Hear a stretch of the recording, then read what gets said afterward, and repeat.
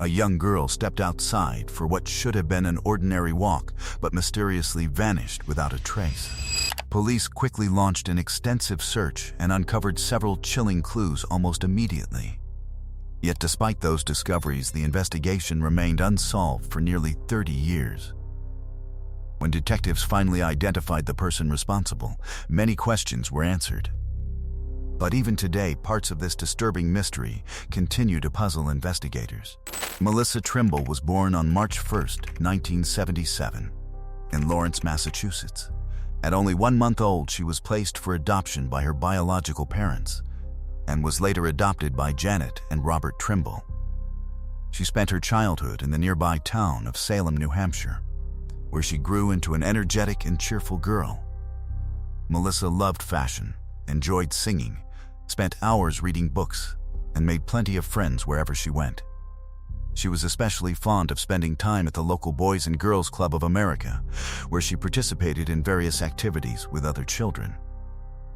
When Melissa was 9 years old, her adoptive parents divorced, and from that point onward, her father gradually disappeared from her life. Sometime later, her mother began dating a man named Robert, although the two maintained separate homes. On September 11, 1988, 11-year-old Melissa traveled with her mother to Lawrence so Jeanette could meet Robert.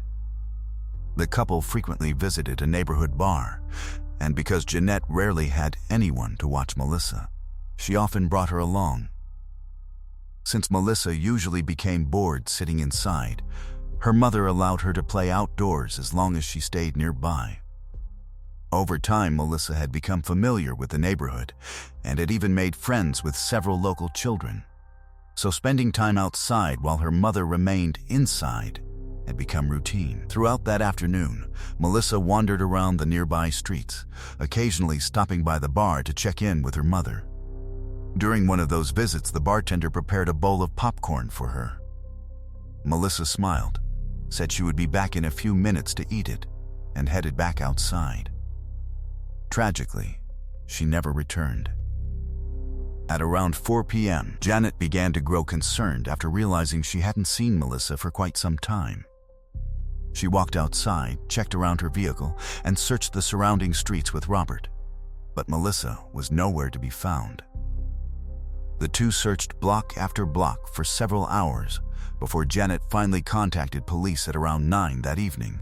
Officers immediately organized a search operation, but darkness had already fallen, making it much more difficult to locate the missing girl. Even so, they continued searching late into the night.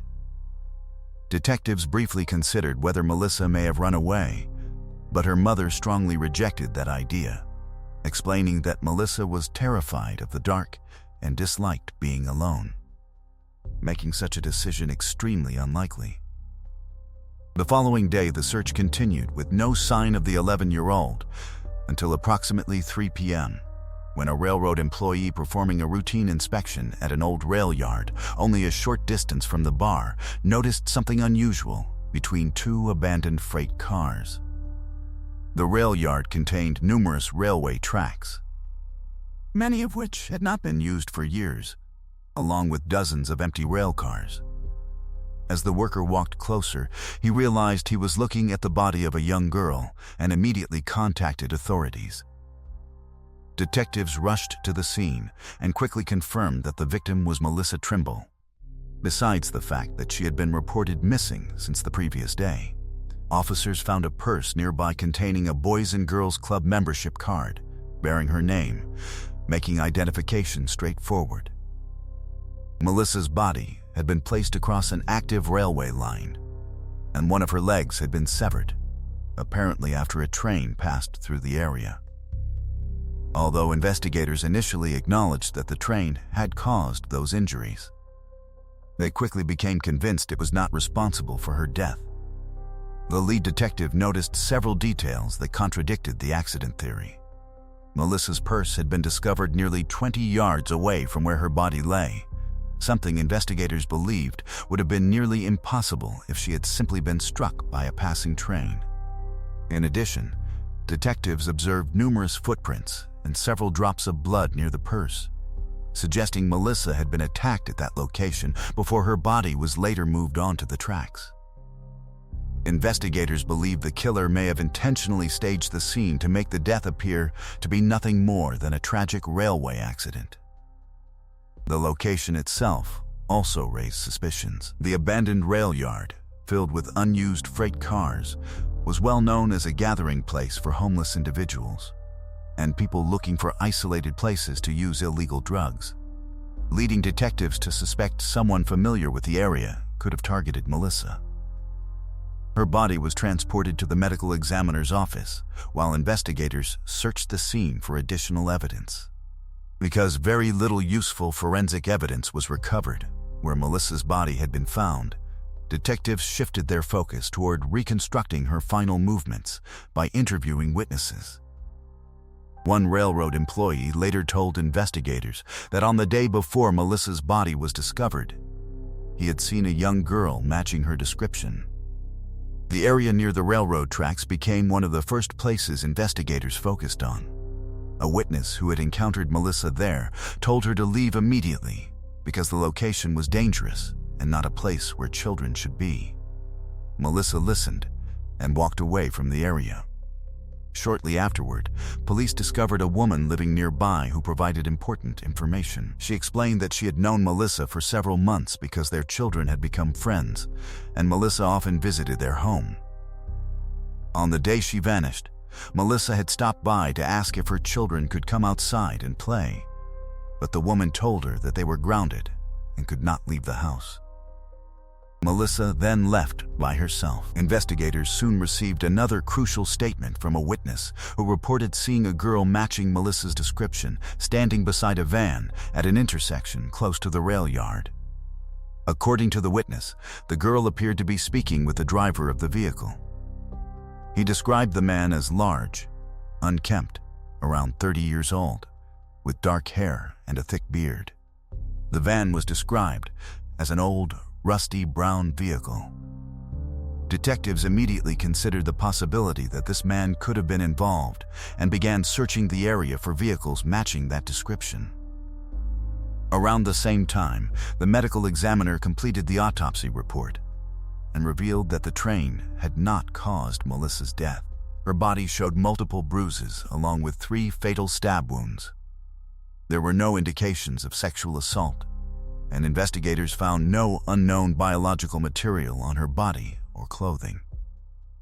Experts also determined that the wounds appeared to have been caused by someone using their left hand, suggesting that the attacker was likely left-handed. With these findings, Melissa's death was officially classified as a homicide, and detectives shifted their full attention toward identifying her killer. However, their investigation still depended heavily on a single piece of information: the description of the van seen near Melissa shortly before she disappeared. Police searched for similar vehicles throughout the area, but every possible lead eventually ended in disappointment. Even if they located the exact van, proving that its owner was responsible would have been extremely difficult without a confession. At that time, DNA technology was not available, and investigators had no additional evidence such as fingerprints, personal belongings, or other items that could directly connect a suspect to the crime. Detectives continued searching for witnesses and questioned hundreds of people who lived in the surrounding neighborhoods, but no new information came forward. Month after month, investigators followed every possible lead, but the case slowly began to lose momentum and eventually went cold. Melissa's murder attracted widespread attention, and public anger soon turned toward her mother, Jeanette. Many people criticized her for allowing her 11-year-old daughter to walk around alone, especially near a dangerous location like a rail yard.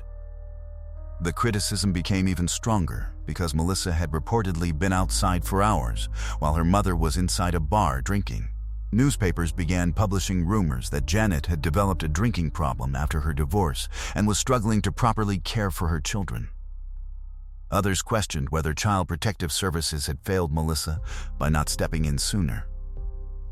As the accusations continued, Janet chose not to speak publicly and refused interviews with reporters. When journalists contacted Child Protective Services, Officials stated that they were aware of the family's difficult circumstances and had taken certain steps to address the situation. However, removing Janet's parental rights had never been considered a realistic option. For years afterward, investigators repeatedly reviewed the case, examined possible suspects, and followed new information. But nothing led to a breakthrough. Nearly 12 years after Melissa's murder, detectives finally identified their first major person of interest, Tommy Lynn Sells. He had confessed to committing 22 murders, and investigators noticed that several details of his crimes appeared similar to Melissa's case.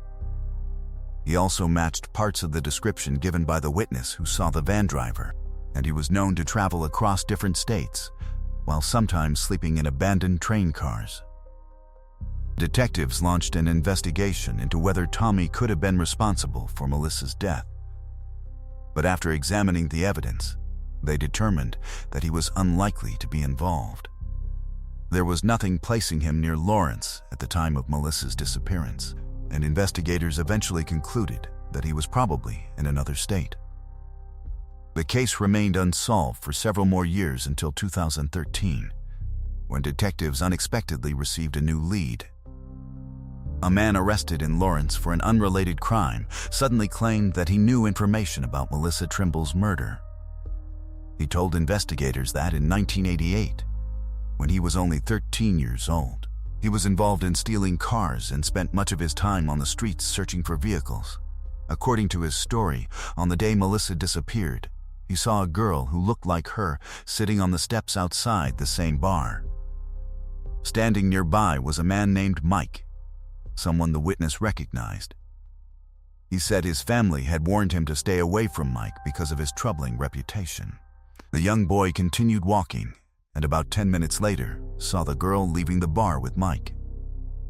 Shortly afterward, another man he did not recognize approached them, and the three individuals walked away together. Investigators questioned why he had kept this information hidden for 25 years. The witness explained that at the time, he wanted to avoid any involvement with police.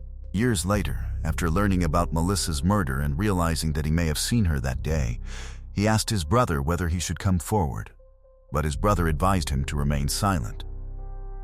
However, detectives quickly discovered a major problem with his statement. The witness claimed he saw Melissa sitting outside the bar after it was already dark, but authorities had determined that Melissa disappeared around 4 p.m. when there was still daylight. Considering that bar employees and customers knew she was missing and that her mother had been searching for her for hours, investigators believed it was unlikely that Melissa could have been sitting directly outside the bar, unnoticed. Police considered the possibility that the witness had seen another girl or that his memory of the events was inaccurate. Despite these doubts, detectives still investigated Mike as a possible suspect. But once again, the investigation failed to produce any solid evidence. Even though the witness's story did not solve the case, it brought renewed attention to Melissa's murder. In 2014, investigators officially reopened the case, and by that time, advancements in DNA technology offered new possibilities that had never existed before. The use of DNA analysis had become a major part of modern investigations, and detectives hoped that revisiting the evidence from Melissa's case could finally uncover something that had been missed decades earlier. Investigators carefully examined her clothing and every available piece of evidence, but unfortunately, they found no unknown DNA traces on any of those items. However, there was still one important piece of evidence that had not yet revealed its secret samples collected from beneath Melissa's fingernails. These samples had been preserved because investigators believed she may have scratched her attacker during the struggle. When forensic experts analyzed the material, they discovered traces of foreign skin cells. The samples were immediately sent for advanced testing, but investigators soon faced another obstacle. Scientists were able to extract a DNA profile belonging to an unknown male, but the sample was incomplete. The partial DNA profile was not strong enough to produce a direct match in law enforcement databases. Despite this setback, detectives refused to abandon the possibility that this evidence could finally solve the case. They later contacted a company specializing in genetic genealogy, hoping that modern family DNA databases could reveal the identity of the unknown person. The process was extremely complicated because researchers were working with only a partial genetic profile, making it impossible to identify the individual with complete certainty. However, after extensive analysis and countless comparisons, experts discovered a possible distant relative connected to the unknown DNA sample. This discovery eventually led investigators to a family with the surname McLendon. Detectives began examining every member of the family, trying to determine which person could potentially be responsible for Melissa's murder. The investigation took years.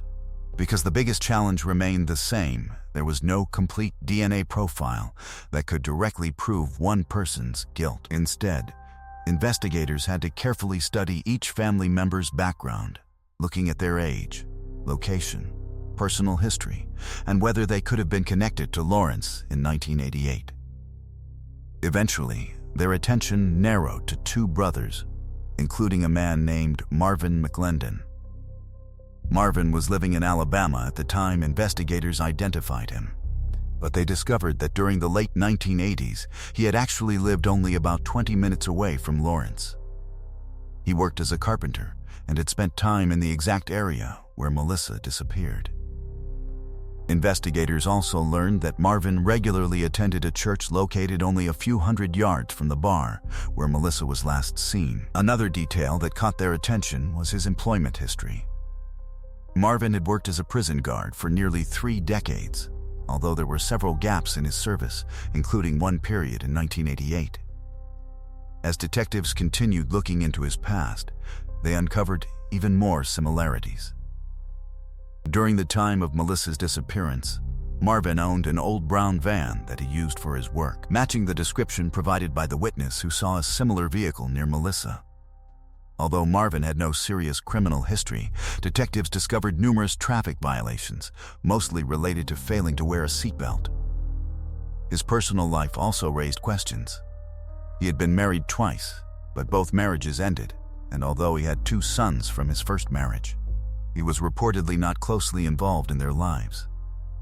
One unusual detail stood out to investigators: Marvin was left-handed, unlike the other close male members of his family.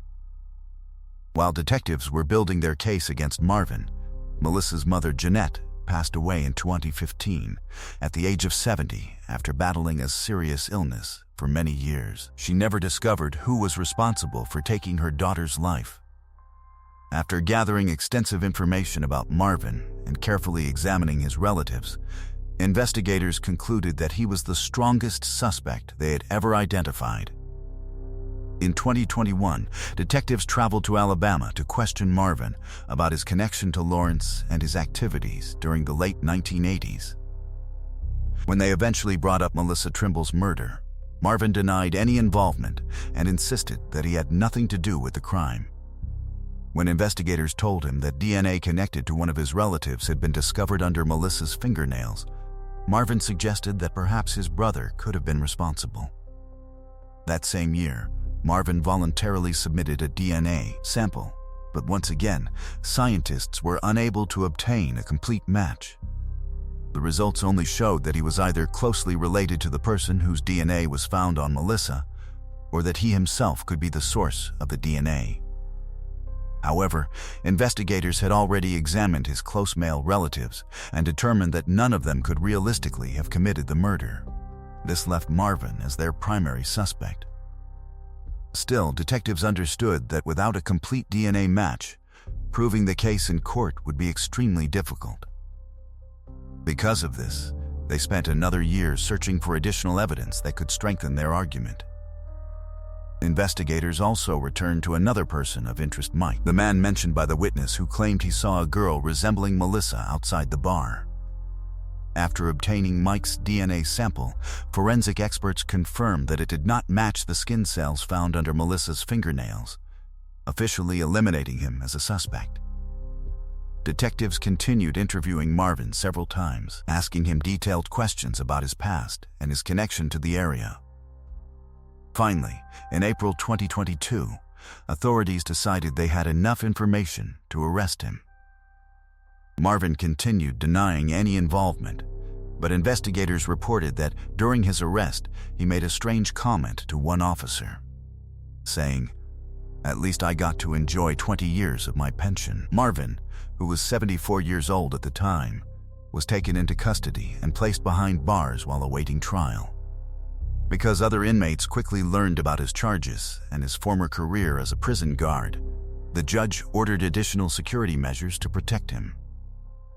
Without a direct DNA match, prosecutors knew they had to build their case through circumstances and elimination. They argued that DNA from someone within Marvin's family had been found beneath Melissa's fingernails, but none of his close relatives had the opportunity or circumstances necessary to commit the crime.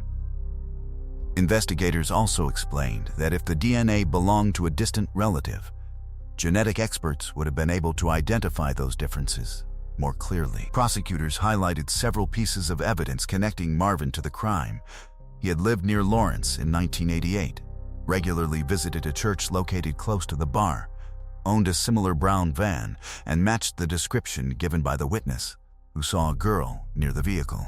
Marvin's trial began in December 2022, and his defense immediately focused on the biggest weakness in the prosecution's case, the absence of a complete DNA profile. His lawyer argued that without a full genetic match, there was no undeniable proof that Marvin was the person responsible for Melissa's death. The defense called 2 experts to challenge the prosecution's evidence. A forensic specialist testified that based only on crime scene photographs, she could not confirm that the attacker was definitely left-handed.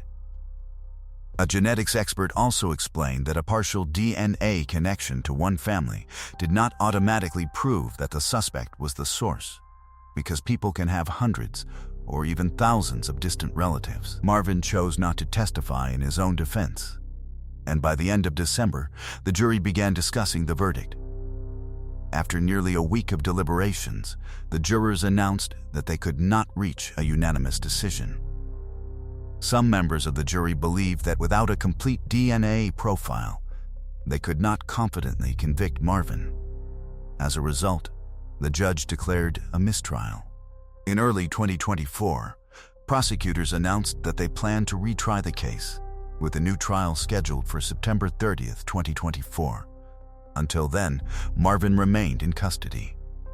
However, considering that he was already 76 years old and dealing with multiple health problems, questions remained about whether he would even survive long enough to face another trial.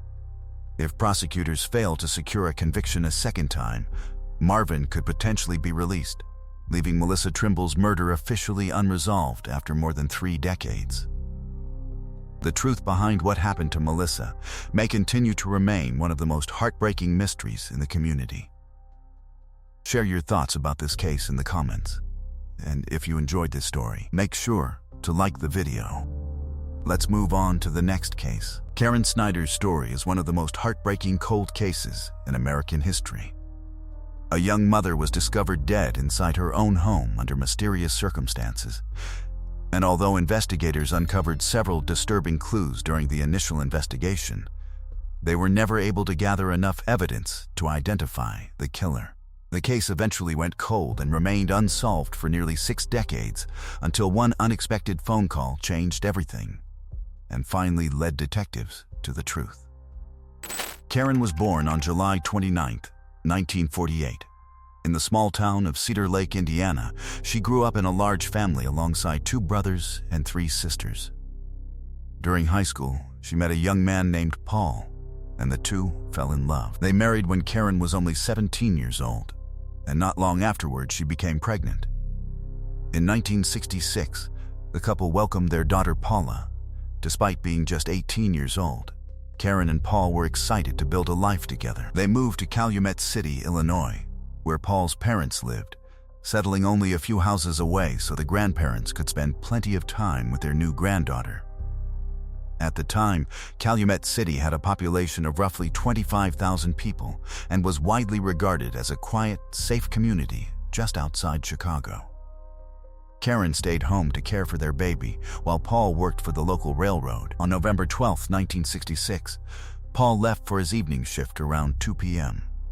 Later that night, he tried calling Karen, but she didn't answer. That immediately seemed unusual because Karen was expected to be home caring for their 2-month-old daughter and would never have left the baby alone.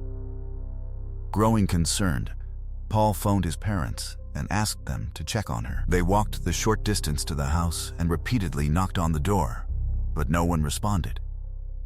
Since they didn't have a spare key, they eventually returned home and informed Paul that they couldn't get inside.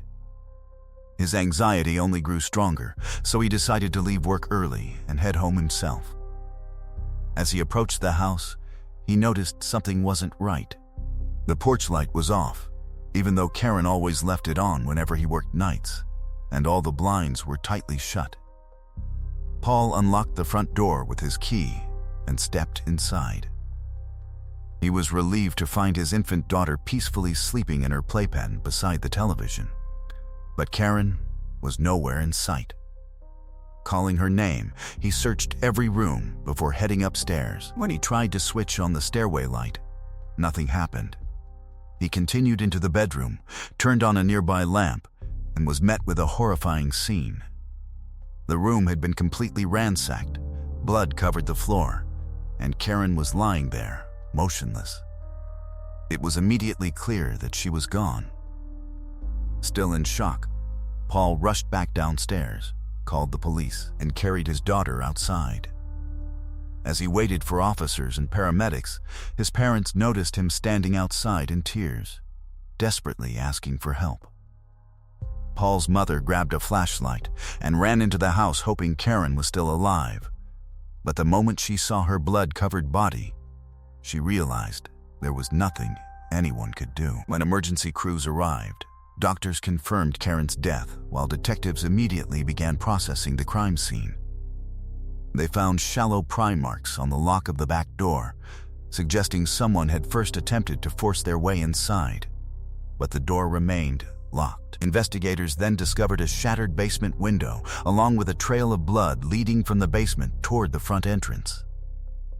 Detectives believed the intruder had cut himself on the broken glass while trying to enter, but ultimately abandoned that route, and instead made his way through the front door, either because it had been left unlocked or because Karen, unknowingly, let him inside. More blood was found in the living room, indicating the assault likely began there near the baby's playpen before Karen fled upstairs. The blood trail stretched from the living room, up the staircase, through the hallway, and into the bedroom where her body was eventually found.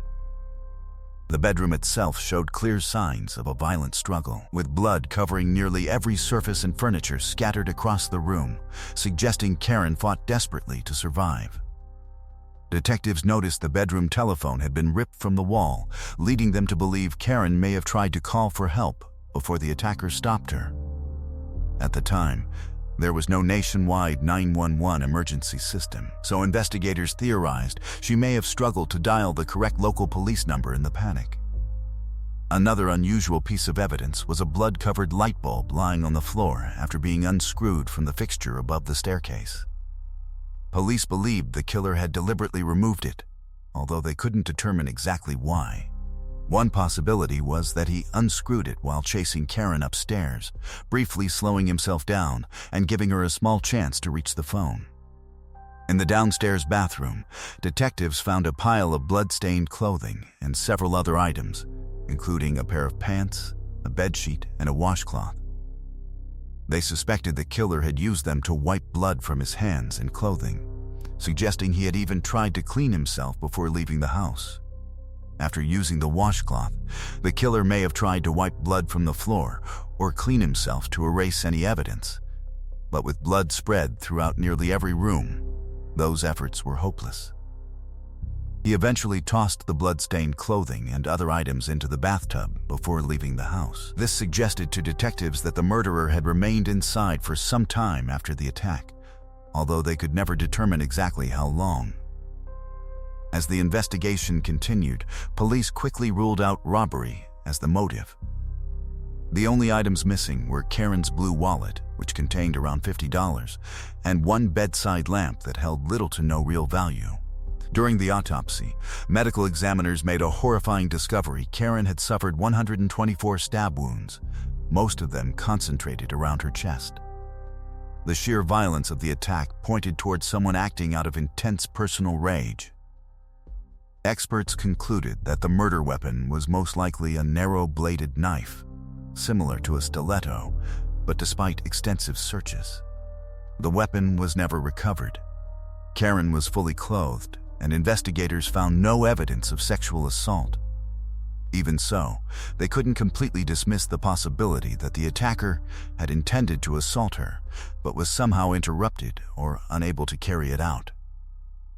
Based on the medical examination, detectives estimated Karen died sometime between 4 and 6 p.m. Since Paul didn't discover her body until about 11 that night, the killer had likely escaped several hours earlier. Detectives first interviewed Karen's family members and close friends. Paul's mother recalled that Karen had recently admitted she was afraid of living in that house and wanted to move back to Indiana, where her own parents lived. However, Karen never explained exactly what she feared, and investigators were unable to uncover any additional information. Neighbors also mentioned something unusual. Their dog, which normally barked at the slightest disturbance, had remained completely silent that evening. With few solid leads, detectives shifted their attention to Paul's husband. In homicide investigations, spouses are often among the first people examined, so investigators carefully looked into his movements. After reviewing the crime scene, detectives began questioning whether the damaged back door and broken basement window had been staged to make the murder appear like a random break-in. They theorized the killer was probably someone Karen already knew, meaning she either willingly opened the front door or the person already had a key. Police questioned Paul extensively and explored whether he could have committed the murder before leaving for work that afternoon. They also verified whether he had stayed at his railroad job throughout his shift or had left at any point. Paul firmly denied any involvement, but investigators continued treating him as their primary suspect. Lacking physical evidence, detectives repeatedly brought him in for questioning, hoping the pressure would eventually lead to a confession. Despite their efforts, Paul never changed his story and consistently maintained his innocence. 6 days after the murder, family and friends gathered for Karen's funeral, and detectives quietly attended as well. During the service, one detail immediately caught their attention. One of the pallbearers had a deep cut on his forehead, and his hand was heavily bandaged. Police identified the man as James Barbier, a close friend of both Karen and Paul. He worked alongside Paul at the railroad, and had even performed repair work inside the couple's home not long before the murder. Since Karen knew James well, detectives believed she would have had no reason to refuse him entry. As they investigated further, they learned that on the night of the murder, James had visited a local hospital seeking treatment for serious injuries to his hand and face that required stitches. Those wounds seemed remarkably consistent with the theory that the killer had cut himself while climbing through the broken basement window. James quickly became the investigation's second major suspect and was brought in for questioning. He denied any role in Karen's death, claiming that after drinking heavily at a bar, he stumbled over a tree stump while walking home in the dark and injured himself on splintered wood. His wife supported parts of his story, telling detectives he returned home that night intoxicated with a bandaged hand and a cut on his forehead. She admitted he appeared unusually nervous and shaken, but explained that James struggled with alcoholism and often came home drunk, so his behavior didn't seem out of the ordinary. Detectives then interviewed people who had been at bars near Karen's neighborhood and found witnesses who remembered seeing James there that day. Unfortunately, no one could establish exactly when he arrived or left. When forensic experts completed their examination of the evidence collected from the house, they uncovered another important clue. As expected, there were 2 different blood types present. One belonged to Karen, while the second matched James's blood type. Although that alone wasn't enough to prove he was the killer, Detectives believed it was significant enough to arrest him, in hopes he might confess. At the same time, Karen's husband was effectively cleared because none of the unidentified blood matched his type. Even after his arrest, James continued insisting that every one of his injuries resulted from his accidental fall. Investigators hoped additional forensic testing would strengthen their case, but they ran into another dead end. The fingerprints recovered from the scene were badly smudged, and since DNA testing did not yet exist, the blood evidence couldn't identify the killer with certainty. With nothing more to hold him on, police were forced to release James and continue searching for new leads. Over the years, detectives investigated several additional suspects and interviewed dozens of witnesses, yet the case remained unsolved. Karen's murder left a lasting scar on the once peaceful community. Residents who had always considered their town safe were haunted by the brutal crime and wondered for years who could have committed such a vicious attack. At the time, police kept the identities of their suspects confidential, including James, so only Karen's relatives and closest friends knew he had been investigated. In later interviews, many family members admitted they genuinely believed James was responsible. But without conclusive evidence, there was simply no way to prove it. Karen's father died in 1973, 7 years after her murder, and her mother passed away 4 years later in 1977. Neither of them ever learned who had taken their daughter's life. Paul eventually remarried, and his second wife raised Paula with love, becoming the only mother she would ever truly remember. Wanting to protect the little girl from the horrifying truth, Karen's family chose not to tell her how her biological mother had died. Paula later shared that when she began attending school, other children often teased her simply because her mother had died. As she grew older, her family realized she might eventually hear the truth from someone else, or read about the case herself, so they finally explained what had happened to Karen. In 1989, Paul passed away at the age of 45 due to health complications, never discovering who had murdered his wife. For decades, the investigation remained at a standstill. Paula occasionally spoke with reporters, saying she still hoped the person responsible would one day face justice. She also revealed that she regularly contacted the local police department to ask whether there had been any progress. But every time she received the same heartbreaking response, the case remained cold, and investigators had no new leads. That all changed near the end of 2022, when an unexpected phone call breathed new life into the investigation. A 29-year-old man contacted the police department handling Karen's case to ask whether there had been any recent developments. He explained that he had known about the murder since childhood because his grandmother often talked about it. As it turned out, his family was distantly related to Karen's relatives, and after reading old newspaper articles about the case while at work, he began wondering whether modern forensic technology might finally be able to solve it. Curious, he decided to call the police. To his surprise, that simple phone call convinced investigators to reopen the case. Since nearly 60 years had passed, none of the original detectives were still with the department, so a new team started reviewing every piece of evidence from the beginning. They discovered that almost all of the physical evidence, except for the blood samples collected from the floor, had been carefully preserved for 56 years. Karen's clothing and numerous items recovered from the house were still in excellent condition. Detectives immediately submitted everything to a forensic laboratory, where experts re-examined each item using modern DNA technology. At the same time, investigators tracked down and re-interviewed everyone connected to the case who was still alive. 16 months after reopening the investigation, detectives finally received the phone call they had been waiting for.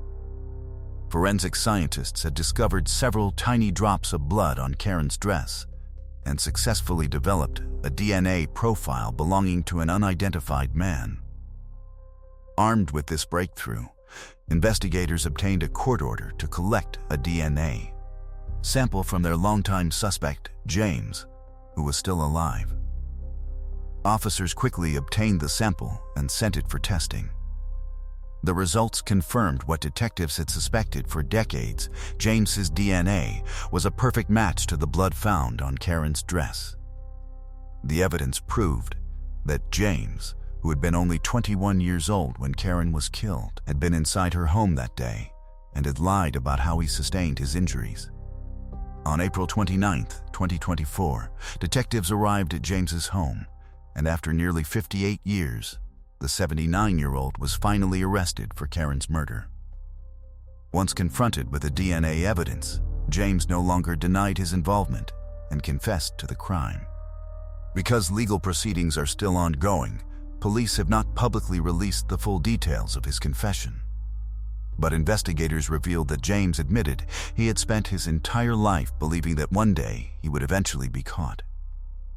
He was charged with first-degree murder, but was later released on bail because of his advanced age and serious medical conditions. Authorities determined that his poor health made the risk of him fleeing extremely low. Karen's family, however, struggled to accept that decision, believing they had already endured enough after watching the man they suspected live freely for more than half a century. Even now, the exact motive remains uncertain. According to the leading theory reported by journalists, James had developed romantic feelings for Karen and was jealous that she had married Paul instead of him. Investigators also believe James was heavily intoxicated on the night of the murder, something that may have fueled his violent actions. Karen's relatives expressed deep appreciation to the detectives who never gave up and ultimately brought James to justice. Still, because of his declining health, they acknowledged that even if he is eventually sent to prison, he is unlikely to spend many years behind bars.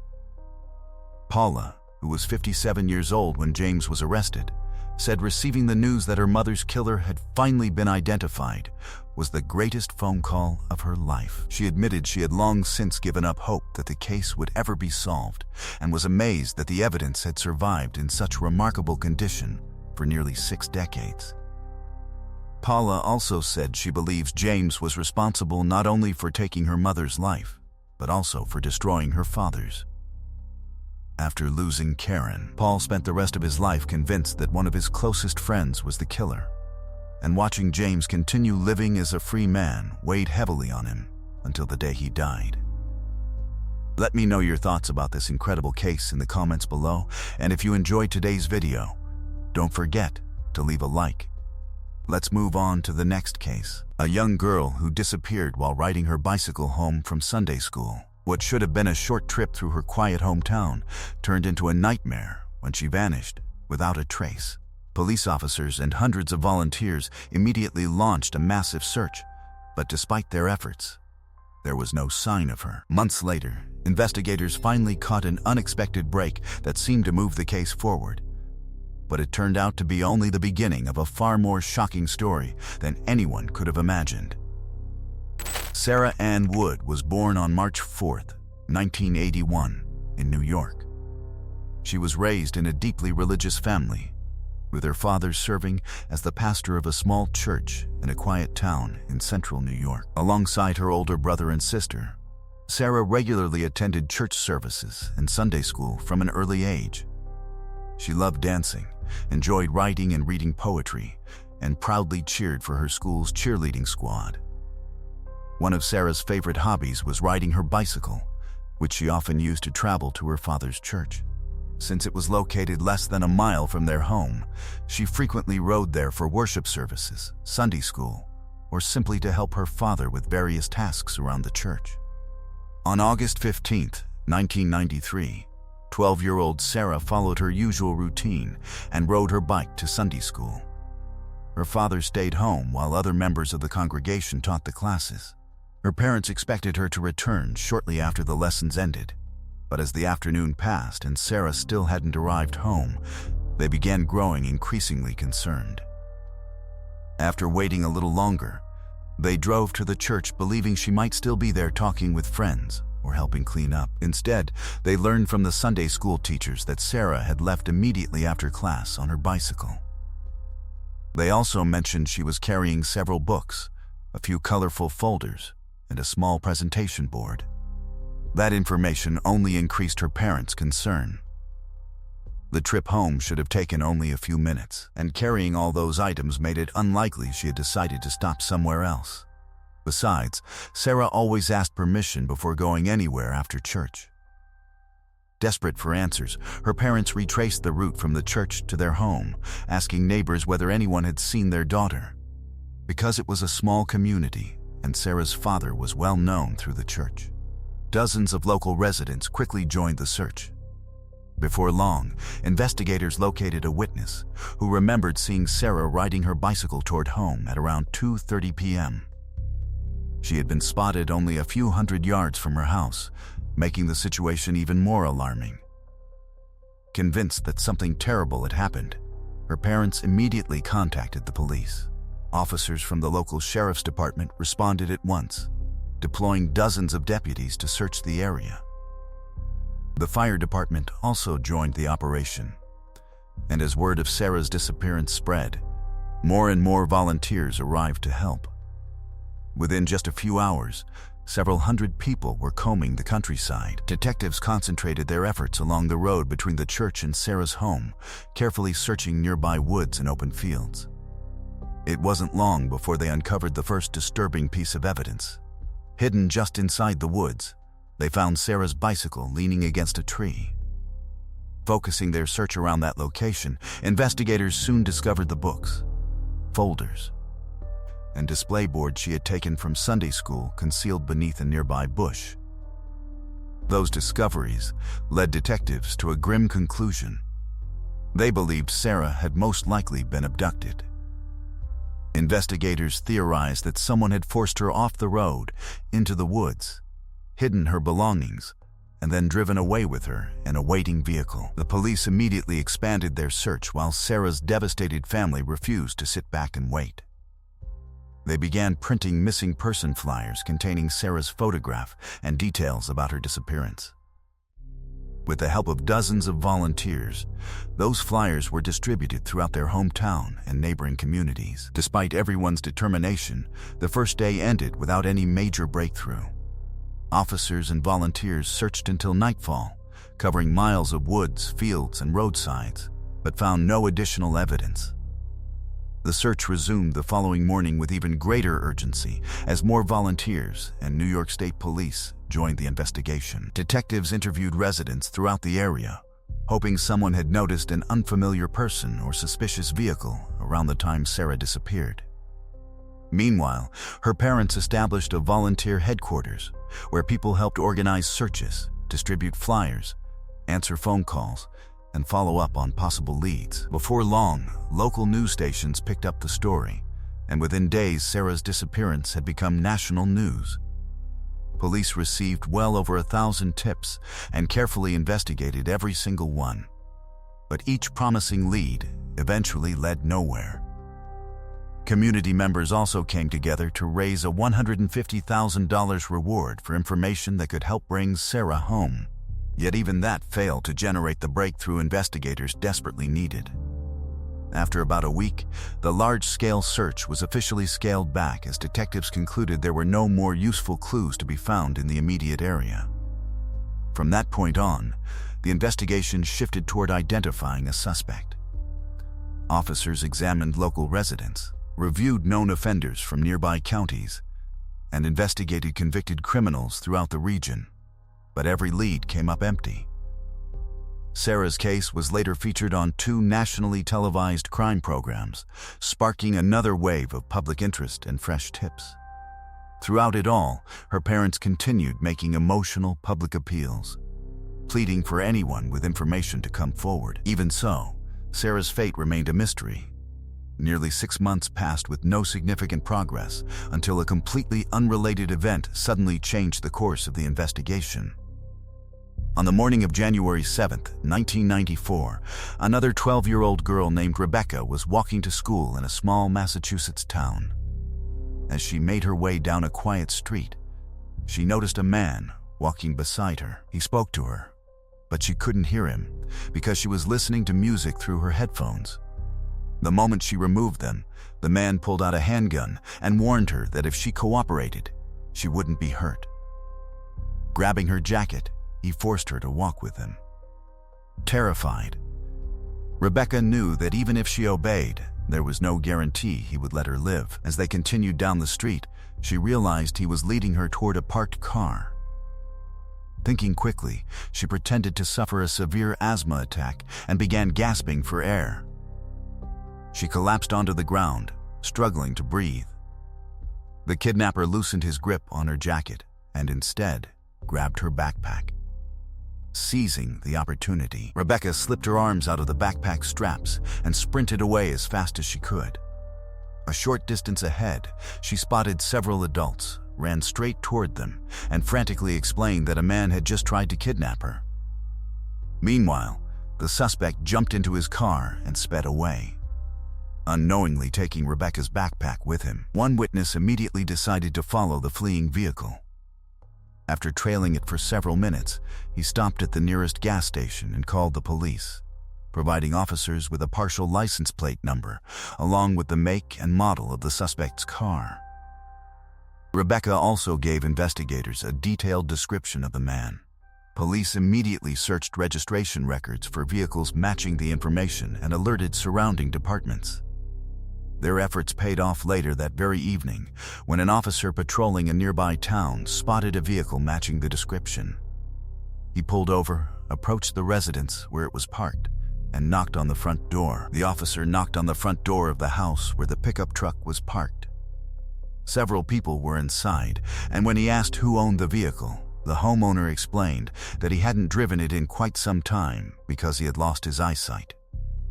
Instead, his 43-year-old neighbor, Louis Lent, regularly borrowed the truck. Louis worked as a handyman and helped the blind man with repairs and household chores in exchange for being allowed to use the pickup whenever he needed it.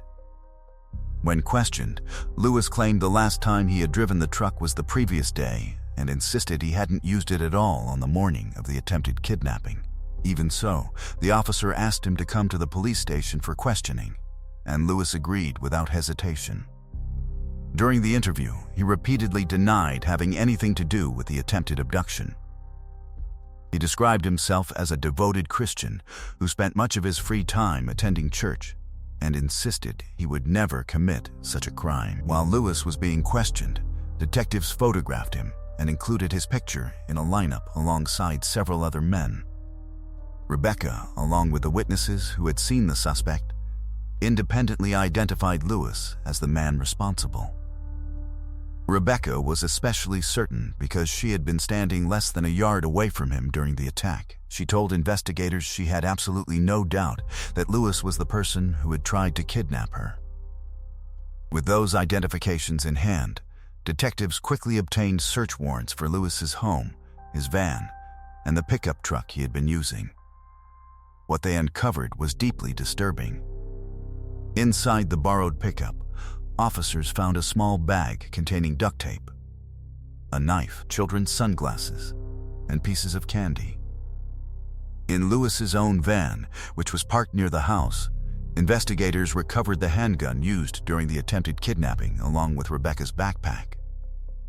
But the most shocking discovery came inside the house itself. Hidden beneath the home was a large underground room that was still under construction. The concealed chamber immediately raised even more alarming questions. Based on the overwhelming evidence, police arrested Louis for the attempted abduction. At first, he continued insisting he was innocent, but before long he decided to tell investigators everything. Louis admitted that he had deliberately driven to Rebecca's town searching for a victim and had brought along what he called his kidnapping bag, which he routinely kept in his vehicle. He then explained the true purpose of the underground room he had been building beneath his house, and his confession stunned even seasoned detectives. Louis revealed that he intended to transform the space into a hidden bunker where he planned to imprison kidnapped children. According to his own statement, he wanted to abduct 11 girls between the ages of 12 and 17 to fulfill his disturbing fantasies. He admitted that until the bunker was completed, he never intended to keep his victims alive for long and planned to kill them within just a few days of abducting them.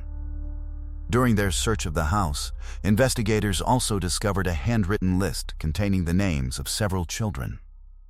After identifying them, detectives realized every child on the list lived close to Lewis's neighborhood. They concluded that he had likely been selecting future targets once his underground prison was finished. Following his confession, Lewis was placed in jail to await trial for the attempted kidnapping. Detectives continued interviewing him in hopes of uncovering additional information, and during one of those conversations, he unexpectedly confessed to an entirely different crime. Lewis admitted that 4 years earlier, in October 1990, he had been working as a janitor at a movie theater in the very same Massachusetts town where he later tried to abduct Rebecca. On the evening of October 22, after finishing work, he spotted 12-year-old James Bernardo riding his bicycle near the theater's parking lot. Lewis said he immediately decided to kidnap the boy with the intention of sexually assaulting him. Since no one else was around and he already had his kidnapping kit stored in his van, he saw an opportunity. Lewis approached James and offered him $5 to help arrange chairs inside the theater. Trusting the adult, James agreed and followed him into the empty building. Once inside, Lewis tied the boy up. He then drove his van to the theater entrance, loaded both James and his bicycle into the vehicle, and transported him back to his house. After leaving the child there, Lewis drove to a nearby lake and threw James's bicycle into the water in an attempt to destroy evidence. When he returned home, he tried to assault the boy, but later claimed he was unsuccessful. Fearing he would be caught, Lewis decided to kill him instead. He placed James back into the van, drove across the state line into a neighboring state, murdered him, and abandoned his body in a wooded area. Sometime later, a hunter discovered the remains and alerted authorities. Despite years of investigation, detectives had never managed to identify the killer. As investigators compared Lewis's confession with the original case files, they discovered he had provided numerous details about the crime that had never been released publicly, and every one of them matched the known evidence. News of Lewis's confession spread rapidly across the country. Within days, law enforcement agencies realized they were dealing with an extremely dangerous predator, a man who had attempted to kidnap a young girl, built a secret underground bunker to imprison future victims, and confessed to a murder that had remained unsolved for years. Detectives in New York who had been investigating Sarah Wood's disappearance immediately took notice of the case. After reviewing the details surrounding Rebecca's attempted abduction, they requested additional information about Lewis. Years earlier, criminal profilers had developed a behavioral profile of the person likely responsible for Sarah's disappearance, and as investigators learned more about Lewis, they realized he matched that profile almost perfectly. Investigators believed Lewis closely matched the profile they had developed for Sarah's abductor, so they traveled to the prison to question him. During the interview, Lewis explained that he frequently drove through neighboring states to visit relatives and often took back roads through small towns along the way. He admitted that during one of those trips, on August 15, 1993, he spotted Sarah riding her bicycle along the roadside. According to Lewis, he pulled his van over, got out with a handgun, and forced the 12-year-old into the vehicle.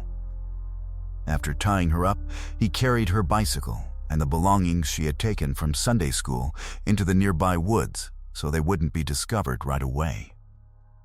Lewis then drove hundreds of miles into a remote mountainous region, stopping near a large lake where he said he sexually assaulted and murdered Sarah. He claimed he dug a shallow grave and buried her body there. Lewis even admitted that he wasn't completely certain whether Sarah was already dead or merely unconscious when he buried her. Despite confessing to the crime, he refused to reveal the exact location of the grave. Even so, the amount of information he provided, including details that had never been made public, left detectives convinced that he was responsible for Sarah's disappearance. Investigators immediately organized an enormous search operation around the lake Lewis had described.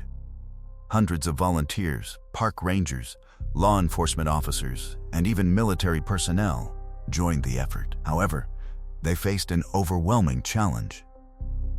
The lake and surrounding wilderness covered an enormous area, making it nearly impossible to search every location thoroughly. Months had already passed since Sarah's murder, meaning any disturbed ground could easily have become hidden beneath vegetation. After weeks of searching, authorities were unable to locate either Sarah's remains or any physical evidence connected to the crime. Even without recovering her body, Lewis's detailed confession was enough for prosecutors to charge him with the murders of both Sarah Wood and 12-year-old James Bernardo. In January 1995, Lewis was sentenced to 17 to 20 years in prison for attempting to kidnap Rebecca. Several months later, during the trial for James's murder, he pleaded guilty. Before entering the courtroom, Lewis had reportedly told his attorney that he intended to confess to killing Sarah as well. But when he saw Sarah's parents sitting in the courtroom, he unexpectedly changed his mind and remained silent. 9 days later, however, after being brought into an empty courtroom, Lewis finally admitted responsibility for Sarah's murder. Even then, despite emotional pleas from her devastated parents, he still refused to reveal where he had buried her. Hoping to recover Sarah's remains, prosecutors eventually offered Lewis a deal. If he revealed the burial site, they would allow him to serve his sentence in a state prison rather than a federal facility, which was his preferred option. Lewis accepted the agreement and provided investigators with a rough map, pointing to a general area near the lake where he claimed Sarah was buried. Detectives wanted to take him to the site so he could identify the exact location, but his attorney advised him not to cooperate any further. Police nevertheless launched another massive search, working through snow and freezing temperatures with heavy machinery and hundreds of volunteers. Despite those efforts, they found nothing. When autumn arrived several months later, investigators returned and searched the area again, but once more came away empty-handed. Throughout the entire process, detectives repeatedly tried persuading Lewis to provide more precise directions, yet he refused to cooperate. Since he failed to honor the agreement, prosecutors withdrew the deal. On April 11, 1997, Lewis was sentenced to an additional 25 years in prison, the maximum punishment available without the recovery of Sarah's body. The judge remarked that if her remains had been found, he would have imposed the death penalty. During the trial, Lewis's attorney did not dispute his client's responsibility for the crimes, but instead argued that Lewis suffered from a severe, undiagnosed mental illness. According to the defense, Lewis claimed to hear voices and even insisted he had communicated with extraterrestrials. Mental health experts thoroughly evaluated him, but found no evidence of any serious psychiatric disorder. They concluded he was most likely fabricating those stories in an attempt to avoid harsher punishment. Even after sentencing, detectives never stopped visiting Lewis in prison, hoping he would eventually reveal where Sarah was buried. Instead, he continued playing psychological games. He repeatedly gave investigators different locations, often contradicting his own previous statements. At one point, Lewis claimed he couldn't reveal the exact burial site because Sarah had been buried near another victim, and he didn't want authorities discovering that person's identity.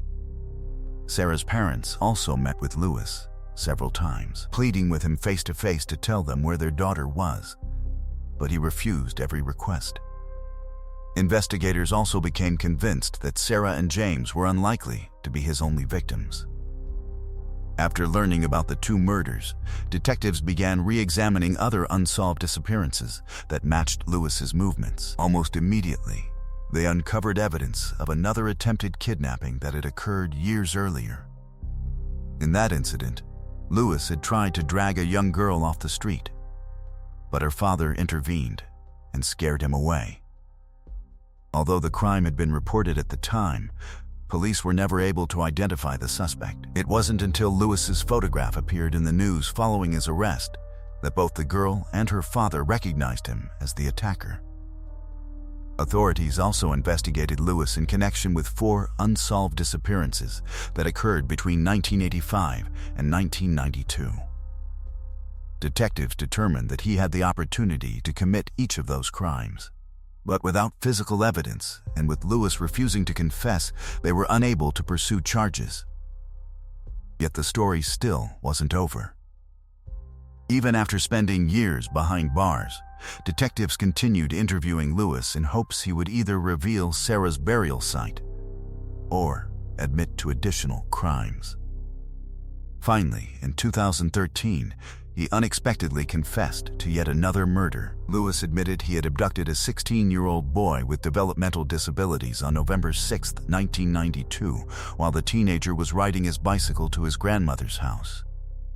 According to Lewis, he forced the boy into his van, murdered him, and dumped his body into a lake. Investigators confirmed many aspects of his confession because the details matched evidence from the original investigation. Even so, no formal charges have ever been filed in that case. Today, Lewis is 73 years old and remains in prison serving sentences for 2 murders and the attempted kidnapping of Rebecca.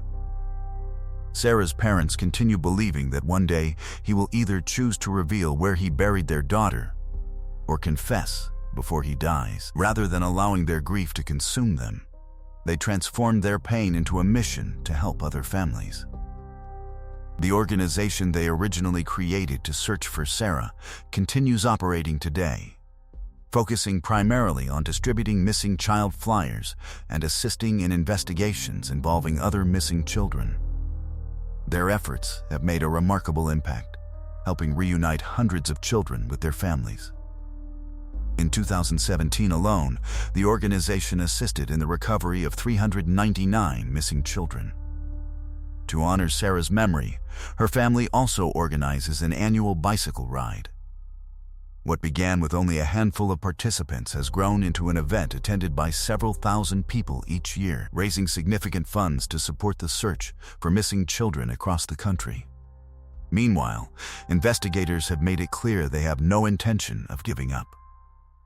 Whether Lewis ever decides to cooperate or not, they plan to continue searching every area he has identified until they finally bring Sarah home.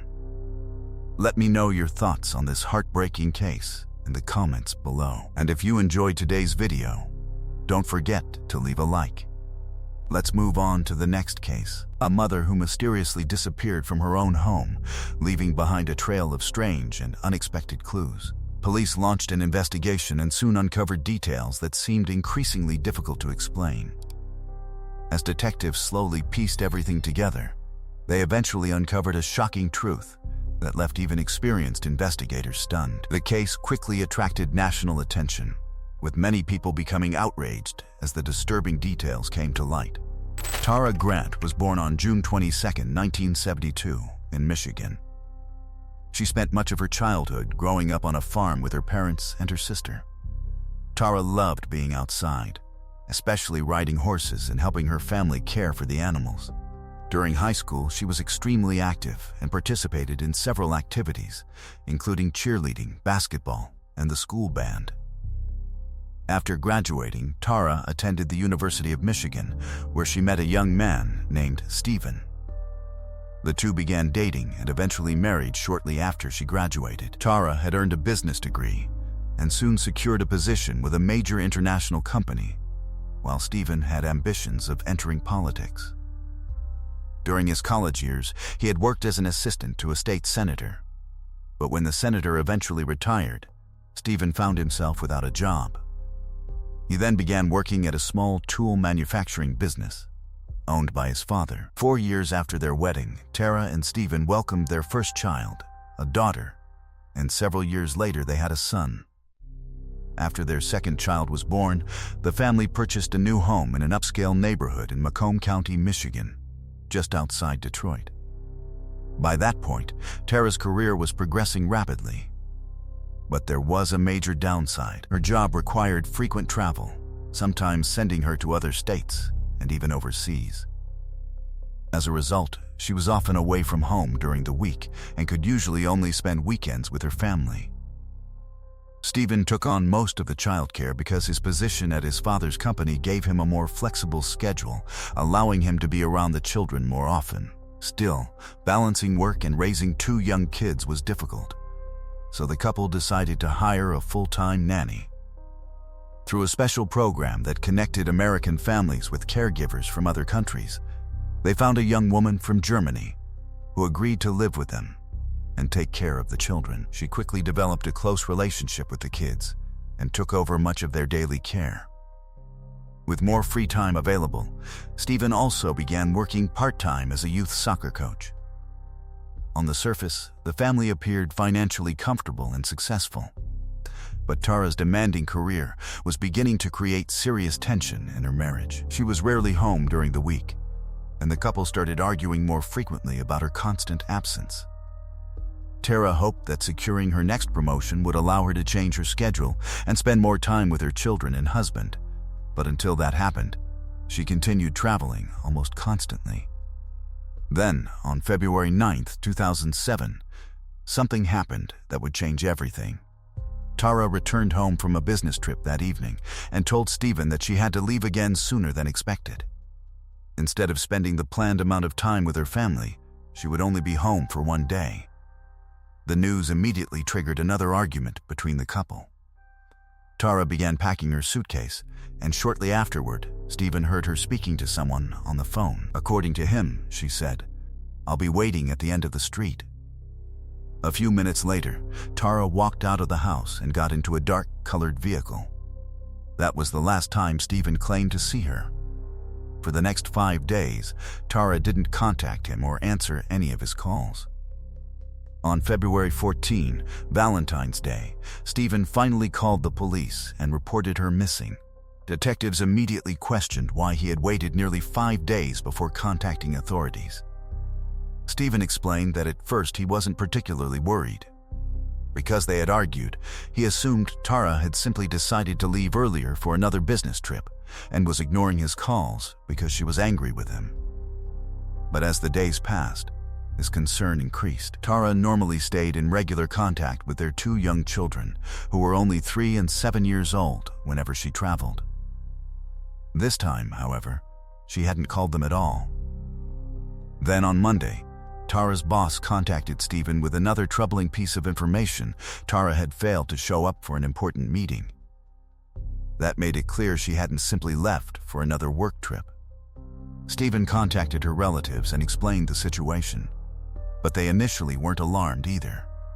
Tara had previously told her parents that her marriage to Stephen had become increasingly difficult and that their frequent arguments were putting a strain on their relationship. Because of this, her family assumed Tara may have decided to take some time away from Stephen and would eventually return home. But as the days continued, Tara still didn't come back, and no one could reach her. Eventually, Stephen became convinced that something terrible might have happened and decided it was time to involve the police. During their conversation with Stephen, detectives noticed several suspicious scratches on his body. They immediately asked whether the argument between him and Tara had become physical. Stephen denied that anything like that had happened. He explained that he regularly worked with metal parts at his father's business and often received scratches from them, claiming the injuries were nothing unusual. After interviewing him, detectives told Stephen they needed to search the family home, and he agreed. Inside, investigators discovered that nearly all of Tara's personal belongings were still there, or at least those she hadn't taken with her. Her important documents, purse, and suitcase were missing, which seemed consistent with Stephen's claim that she had left voluntarily. Detectives were also given access to Tara's computer, where they examined her financial records and bank accounts. What they found was strange. There had been absolutely no financial activity since the day Tara disappeared. If she had traveled somewhere on her own, investigators reasoned she would eventually need to purchase a plane ticket, pay for a hotel, use a credit card, or make some other transaction. Yet there wasn't a single transaction during the 5 days she had been missing. Despite thoroughly searching the house, detectives couldn't find any obvious evidence pointing to a crime. There were no clear signs of a struggle, no blood, and nothing else that immediately explained where Tara had gone. Investigators were left trying to reconstruct her movements from the evening of February 9 onward. The local police department wasn't particularly experienced with major cases like this because the community was considered one of the safest areas in the country. Most of the department's usual work involved minor disputes, property complaints, and other relatively routine incidents. Detectives eventually asked Stephen to take a polygraph test, but he reacted angrily to the suggestion that police suspected him of harming his own wife. He insisted he would never hurt Tara and became emotional, even breaking down in tears. The officers eventually left the house to consider what they should do next. But the following morning, Stephen unexpectedly contacted them and said he was willing to come in for questioning, after all. However, only moments later, his attorney called the detectives and informed them that he had advised Stephen not to participate in the interrogation. At that point, police naturally began focusing even more heavily on Stephen. He was Tara's husband. He had been the last known person to see her, and their relationship had been strained by frequent arguments. As detectives continued examining the case, Stephen increasingly became the central person of interest in Tara's disappearance. Besides being standard procedure in a missing person investigation, detectives simply had no other promising leads to follow. Tara's relatives, friends, and co-workers all confirmed that they had not heard from her since February 9 and had no idea where she might have gone. Her bank account also remained completely inactive, despite the fact that she would almost certainly have needed money if she had traveled somewhere on her own. Investigators began thinking about how they could get Stephen to cooperate with them, and soon discovered something that gave them an opportunity. His driver's license had been revoked, yet he continued driving. Officers waited until they saw him behind the wheel and arrested him for driving with a revoked license. Stephen immediately felt that police were once again treating him like a suspect and refused to answer their questions. His attorney quickly arranged for his release, and Stephen returned home. Meanwhile, detectives continued searching for anything that could explain Tara's disappearance and requested records from her cell phone provider. They discovered that Tara's final outgoing call had been made on the day she vanished. She had called Stephen from the airport and told him she would be home soon. After that, Stephen repeatedly tried calling her, but every call went straight to voicemail. Detectives listened to the messages and noticed that Stephen repeatedly asked Tara to answer or call him back. He accused her of abandoning their children and pleaded with her to return home for their sake. Tara's phone itself had been switched off, and according to the cell carrier's records, the last time it connected to a cell tower was near the family's house on the evening she disappeared. Another strange detail stood out: there were no incoming calls to Tara's phone during that period.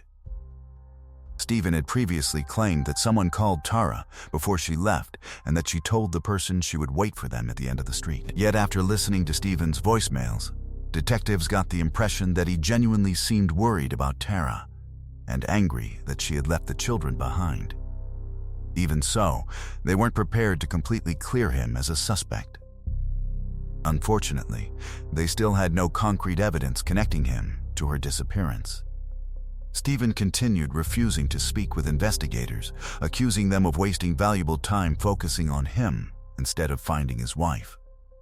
At the same time, he became increasingly involved with the media.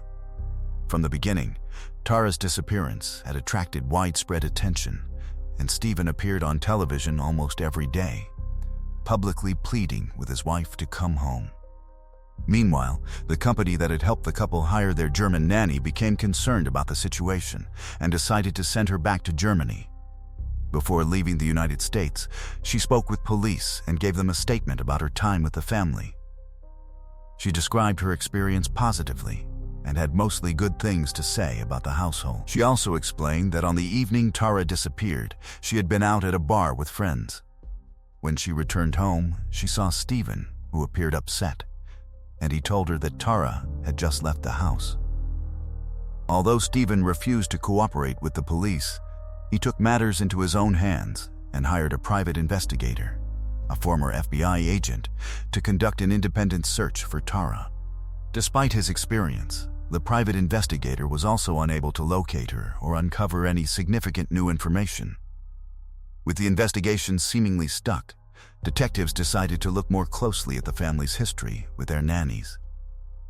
They contacted the agency that had arranged the couple's German nanny and discovered something unusual. Before hiring the young woman from Germany, Tara and Stephen had employed 6 different nannies, but none of them had stayed with the family for very long. Detectives tracked several of them down and began interviewing them. Almost all described Stephen's behavior as disturbing and, in some cases, frightening. According to their accounts, Stephen would go through their personal belongings, ask them highly inappropriate and intimate questions, and frequently yell at them. They said he often treated them as though they were servants who had no choice but to obey his every command. This immediately raised another question for investigators. Why had the final nanny described Stephen and her experience with the family so differently from the others? She had spoken almost entirely positively about him, which seemed unusual given what the other women had reported. Detectives obtained permission to monitor her communications, including her emails and phone conversations, and soon uncovered an unexpected secret. They discovered messages between the nanny and Stephen that revealed they had been having an affair. Investigators learned that the 19-year-old nanny had become romantically involved with Stephen during Tara's frequent business trips, and their relationship continued until the nanny was eventually forced to leave the United States. The discovery was significant, but an affair alone wasn't enough to prove that Stephen had anything to do with Tara's disappearance. So detectives continued searching for stronger evidence. As investigators interviewed Tara's relatives and close friends, they learned that almost everyone in her family had disliked Stephen from the moment she married him. They described him as controlling and said he frequently tried to dictate Tara's decisions and movements. They also claimed he rarely got along with her relatives and often behaved strangely around them.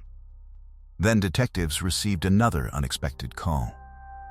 Stephen's former girlfriend, whom he had dated before meeting Tara, contacted authorities and shared information that immediately caught their attention. She explained that Stephen had reached out to her several months earlier, and their conversations gradually became increasingly personal.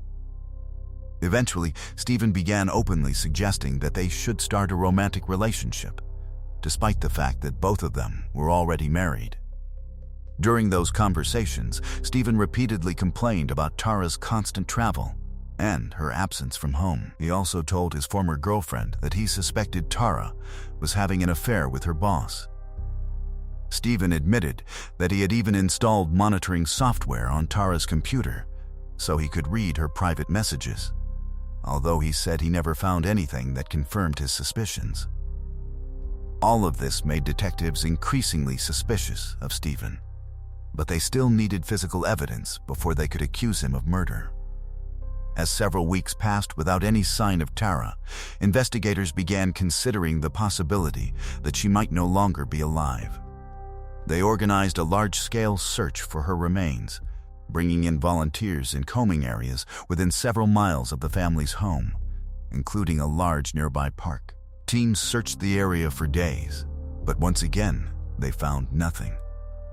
Then, on February 28, a local woman walking through the park made a discovery that would dramatically change the investigation. She already knew about Tara's disappearance and was aware that police were searching the park, so she paid close attention to anything unusual along the trails. Eventually, she noticed something suspicious beneath a tree. A plastic bag had been partially covered by branches and snow. It appeared to contain something, so she carefully looked inside. Through the opening, she could see rubber gloves, what looked like metal shavings, and a dark red substance collected at the bottom. The woman immediately became suspicious and decided to take the bag to the police. Detectives examined it and quickly realized the dark material could be blood. They sent the bag and its contents to a forensic laboratory for testing.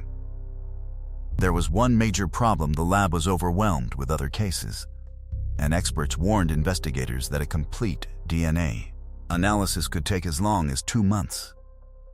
Nevertheless, preliminary testing confirmed that the substance did appear to be human blood.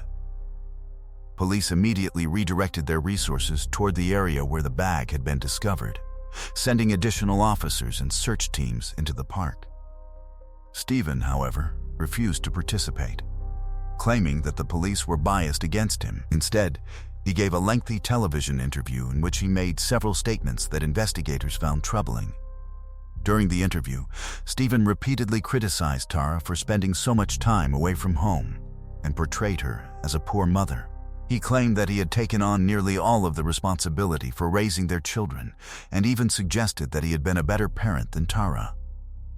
When reporters questioned him about the family's finances and asked whether he had been dependent on Tara's income, Stephen became visibly angry and insisted that he didn't need a single penny from her. He also accused Tara of being unfaithful, although he offered no evidence to support the claim. Throughout the interview, he continued emphasizing how unhappy and difficult their marriage had been and repeatedly placed the blame on Tara. While Stephen was speaking to the media, detectives finally made a major breakthrough of their own. They had previously attempted to obtain a search warrant for the family home, but had been denied because they didn't have enough evidence to establish probable cause. Stephen had also refused to voluntarily allow them to conduct a thorough search. But the discovery of the blood-stained bag in the park changed everything. Investigators presented the new evidence to a judge, who granted them the search warrant. Police immediately returned to Tara's home, and around the same time, Stephen arrived back after finishing his television interview.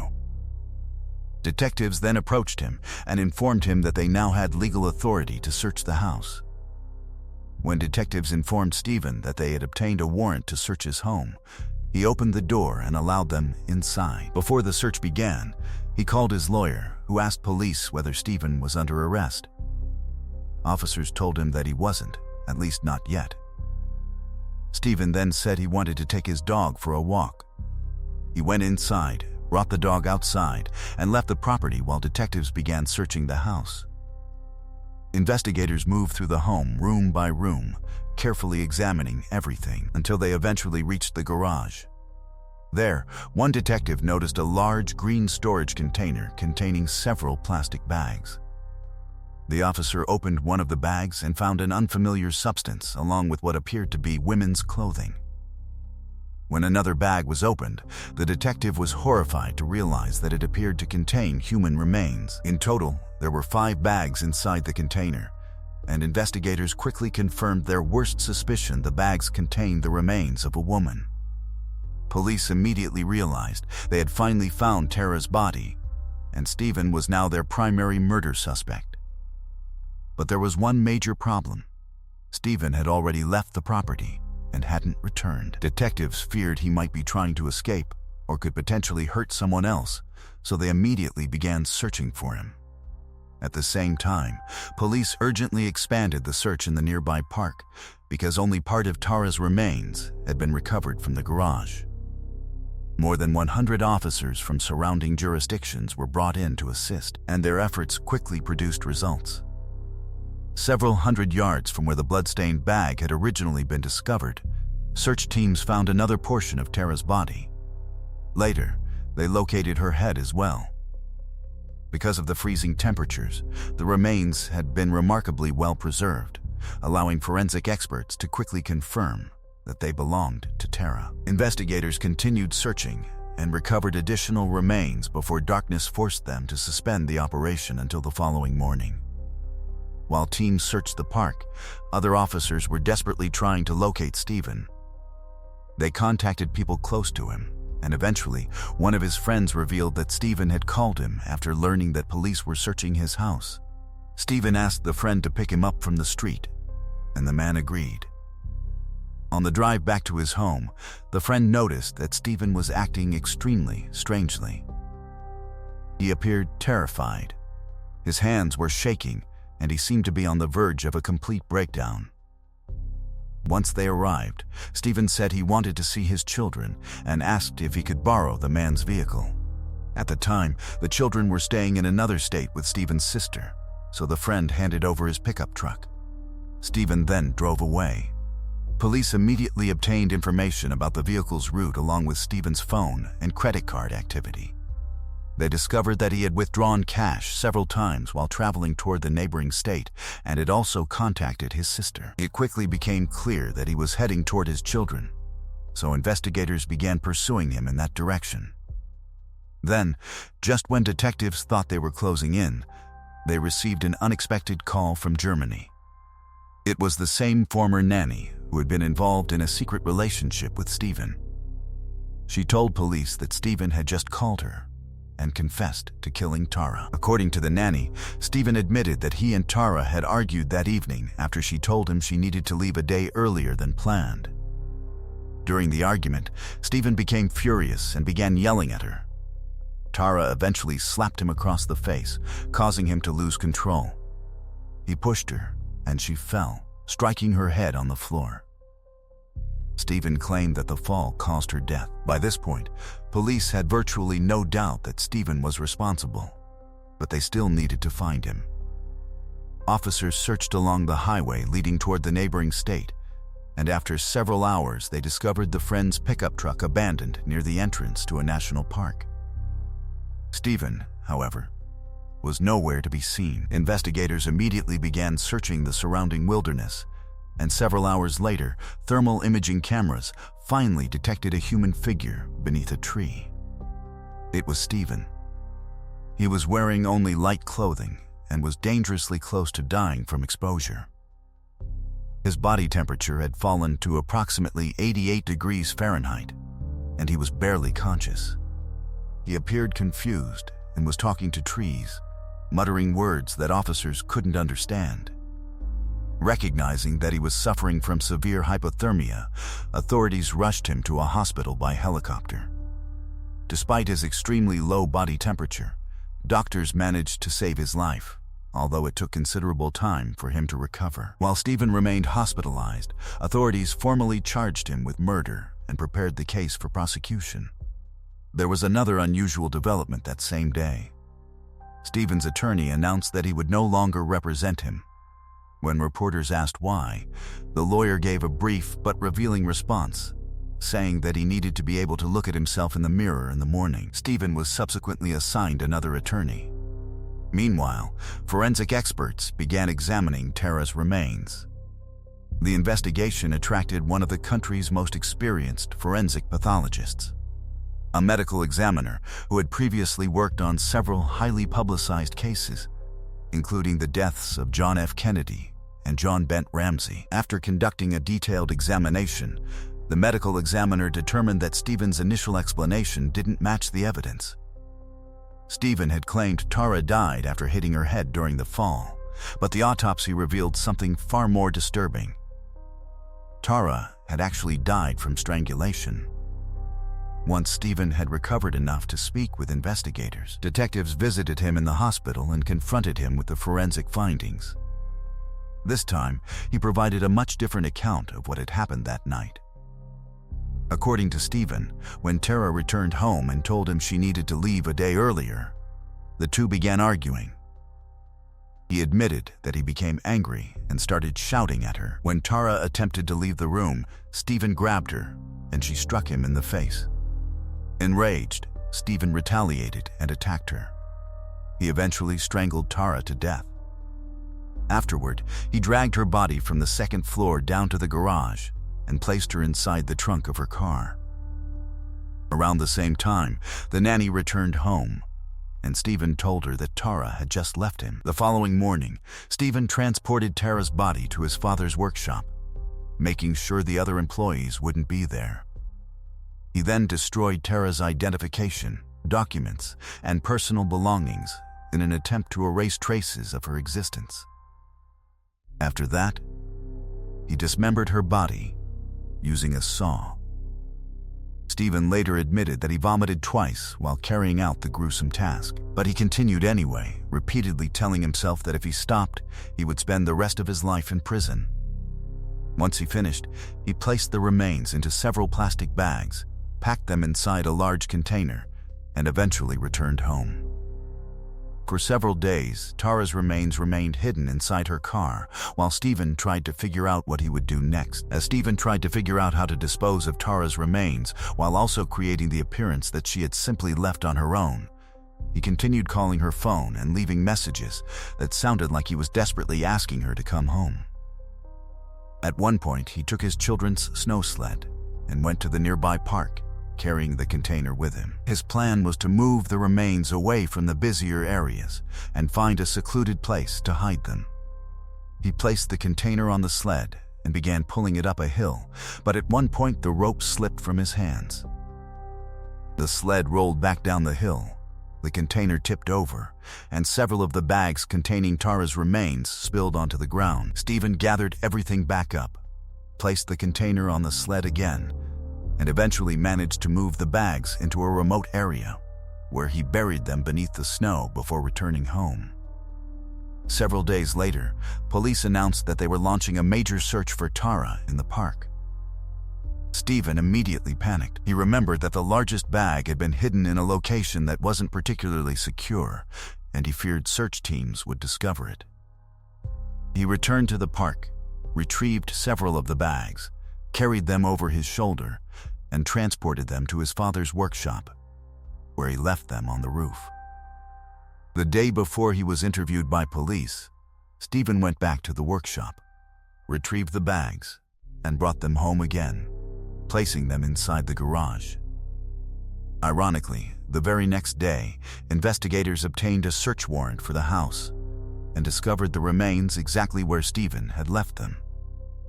After his arrest, Stephen eventually admitted that once he realized the evidence against him was overwhelming, he had never intended to surrender peacefully. He claimed he had planned to die rather than face the consequences, but his attempt to escape into the wilderness nearly killed him without actually ending his life. Throughout his conversations with detectives, however, Stephen showed remarkably little remorse. At times, he even smiled and joked while describing how he had dismembered Tara and attempted to hide her remains. While Stephen remained in jail awaiting trial, his children stayed with his sister. Tara's family, however, strongly objected to the arrangement because they were uncomfortable with Stephen's relatives continuing to have such close access to the children. Stephen's sister remained in contact with him, expressed sympathy for him, and reportedly even made jokes about Tara's murder. Eventually, Tara's relatives successfully arranged for the children to live with Tara's sister, although Stephen's family continued to retain visitation rights. Stephen's trial began in November 2007, and he did not deny that he had killed Tara. His new attorney instead attempted to persuade the court to impose a lighter sentence, arguing that the murder had occurred after years of marital problems caused by Tara's frequent absence because of her career. But during the proceedings, prosecutors revealed that Stephen had lied about Tara needing to leave a day earlier than planned. Her boss testified that Tara had no additional meetings scheduled and was expected to return to work at her normal time. Tara's sister also spoke with investigators and confirmed that shortly before her death, Tara had told her that she planned to spend the entire weekend at home with her family, just as she normally did. There was also no evidence supporting Stephen's accusations that Tara had been having an affair with her boss. Her employer confirmed that their relationship was strictly professional, and investigators found nothing suspicious in their emails or text messages. In fact, even Stephen eventually admitted that he didn't truly believe Tara was cheating on him. Prosecutors were unable to establish that Stephen had carefully planned the murder in advance. Instead, the evidence suggested that the killing happened during an explosive argument and in a moment of rage. That distinction was important because it meant Stephen could potentially face a second-degree murder conviction rather than first-degree murder. On December 21, 2007, the jury unanimously found Stephen guilty, and he was sentenced to a minimum of 50 years in prison. His attorney attempted to appeal the conviction, but the effort was unsuccessful. Stephen has remained behind bars ever since, although the story surrounding Tara's murder didn't end with his conviction. The case had attracted enormous public attention, and Stephen appeared to enjoy the notoriety that came with it. While incarcerated, he began writing a book about the crime and worked with his sister on plans to have it published. The two even discussed the possibility of turning the story into a movie, with Stephen reportedly considering which famous actor might eventually portray him on screen. Then, in 2008, another disturbing revelation emerged. Stephen's children reportedly told their aunt that they had actually witnessed their father's attack on their mother. According to their account, they came out of their bedroom after hearing screams and saw what was happening. When the information became public, members of Stephen's family accused the children of lying and continued defending him. That same year, another tragedy struck the family. Stephen's father, who had refused to support his son and was deeply disturbed by what he had done, was found dead inside his own home. Today, Stephen remains in prison and is not expected to become eligible for parole until 2058.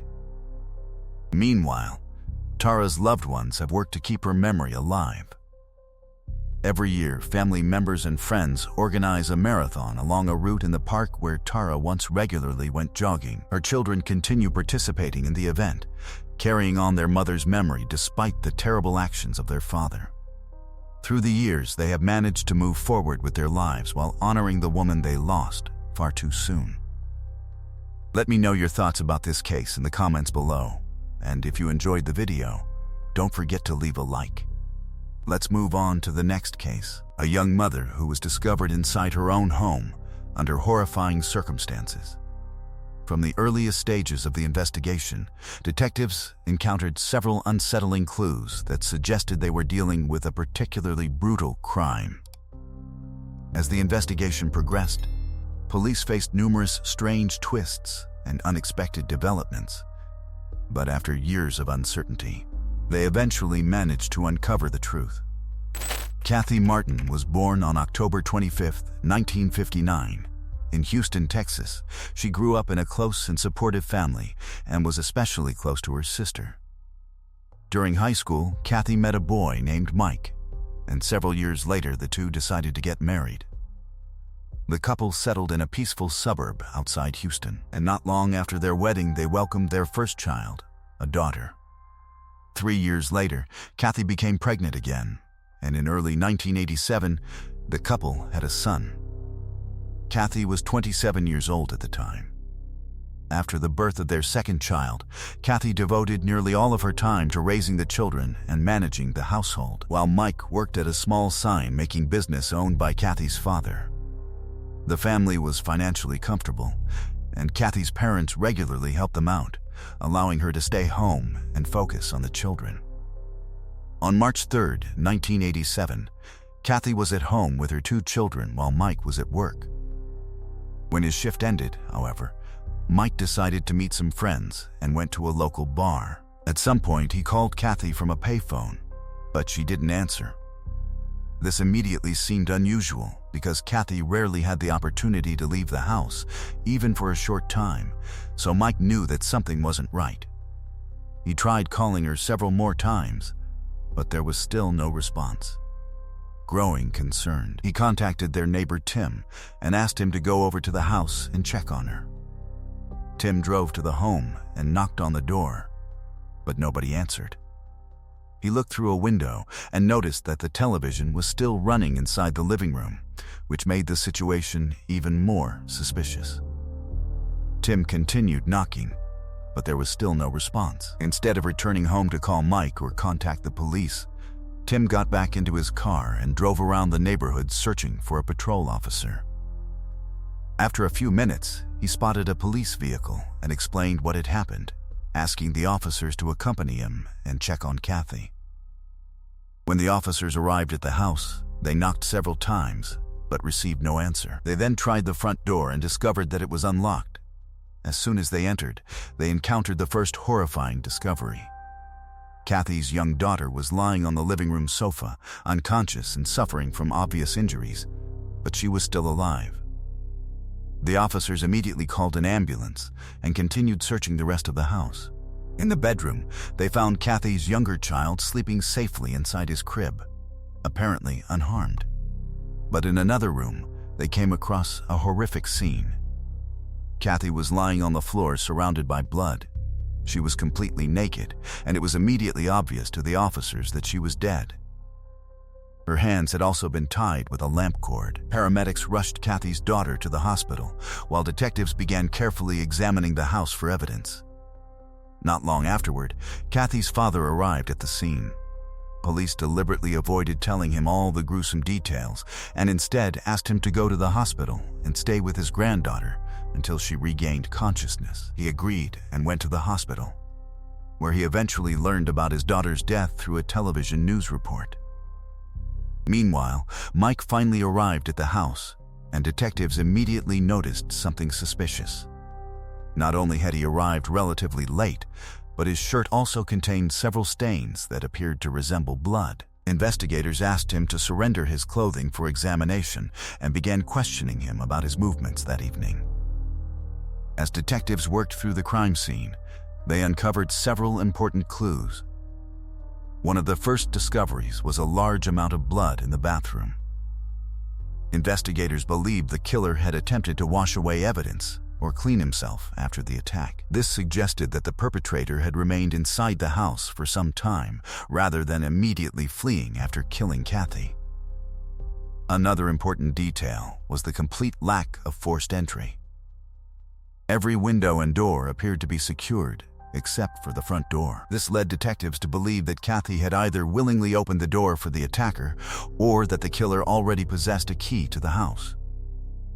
Investigators also noticed something particularly strange near Kathy's body. Her clothing had been removed and carefully folded on the floor beside her. This raised the possibility that she had been sexually assaulted, but detectives were also puzzled by how neatly the clothing had been arranged. It seemed unlikely that someone committing such a violent crime would take the time to fold the victim's clothes, unless there was a specific reason. Detectives began considering the possibility that the attacker had threatened Kathy with harm to her children if she resisted or screamed. She may have decided to cooperate in an attempt to protect them, believing that doing whatever the attacker demanded might keep her children safe. Unfortunately, she was killed anyway.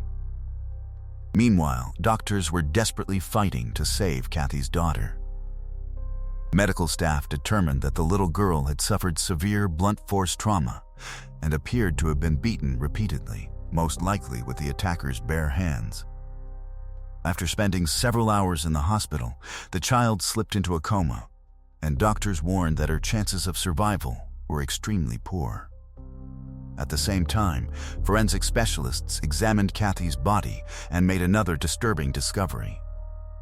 She had suffered 16 stab wounds, with most of the injuries concentrated around her abdomen. Medical examiners also confirmed that she had been sexually assaulted and managed to recover biological material believed to have come from the attacker. Unfortunately, forensic science in 1987 was nowhere near as advanced as it is today. DNA profiling was not yet routinely available to investigators, meaning experts could not extract a usable DNA profile from the biological evidence. The only information they could obtain was the perpetrator's blood type, so the samples were sent to a laboratory for analysis. From the very beginning of the investigation, detectives began narrowing their attention toward the people closest to Kathy, knowing that the killer had likely entered the house willingly or already had access to it. After noticing the suspicious marks on Mike's shirt, investigators took his clothing into evidence for further examination. His behavior that evening also continued to raise questions. After finishing work, Mike went out with friends, but when he couldn't reach his wife, he didn't immediately return home himself. Instead, he asked a neighbor to check on her. Detectives had encountered similar situations in previous murder cases, where a husband would arrange an apparent alibi by going out with friends and then ask another person to check on his wife, allowing him to avoid being the one who discovered the body and potentially drawing attention away from himself. Mike's possible involvement could also explain why there were no signs of forced entry. Investigators began examining whether he could have killed Kathy before meeting his friends, and then constructed a story to make it appear that he had been elsewhere. They soon uncovered another interesting detail about Mike. Shortly after graduating from high school, he had been arrested for selling drugs to an undercover police officer. He was sentenced to 6 years behind bars, but served only 2 before being released on parole. He later married Kathy, but his criminal history made detectives even more interested in his background. Still, they knew they needed actual evidence before they could accuse him of murder. At the same time, investigators began taking a closer look at Tim, the neighbor who had reported the situation. His behavior also seemed unusual. Instead of simply calling the police from his home after realizing something might be wrong, he had gotten into his car and driven around town looking for patrol officers himself. Detectives decided to examine Tim's vehicle and soon discovered something suspicious. There were marks on the floor mats that appeared to resemble blood, so investigators collected samples and sent them to the laboratory for testing. At this point, detectives began wondering whether Mike and Tim could somehow have been involved together or whether one of them had acted alone. Meanwhile, medical examiners completed their analysis and reached an important conclusion. They estimated that Kathy had died at around 1 p.m., approximately 6 hours before she was discovered. This significantly changed the investigation because detectives now had to establish exactly where the suspects had been during the afternoon, long before Mike claimed he went out with his friends. Both Mike and Tim insisted that they had been at work during that period, so investigators began carefully checking their alibis. Then, just 2 days after the murder, police received an unexpected call from the hospital. Kathy's young daughter had suddenly regained consciousness. Her condition had improved dramatically, and doctors no longer believed that her life was in immediate danger. Investigators quickly went to the hospital, hoping the little girl could finally provide them with information about what had happened inside the house. Unfortunately, they soon discovered a major problem. The girl was only 4 years old at the time and had almost completely lost her memory of the terrifying day. The only thing she could remember was seeing a man with light-colored hair entering their home. Both Mike and Tim had dark hair, but detectives weren't prepared to eliminate them as suspects based solely on a 4-year-old child's recollection. They understood that the severe trauma she had experienced could have affected her memory and perception. Investigators consulted psychologists and asked them to work with the girl in the hope that additional memories might eventually return. Then detectives received another call from the forensic laboratory, and it brought an unexpected development. Experts had completed testing on the suspicious evidence taken from the two men. The supposed blood found on Tim's car mats turned out to be nothing more than machine oil, while the stains on Mike's shirt were simply paint. But the investigators received even more information that weakened the case against both men. Numerous co-workers from Mike's and Tim's separate workplaces confirmed that both men had been at work throughout the day and had not left until the evening. Their statements appeared to place both suspects away from Kathy's house at the approximate time of the murder.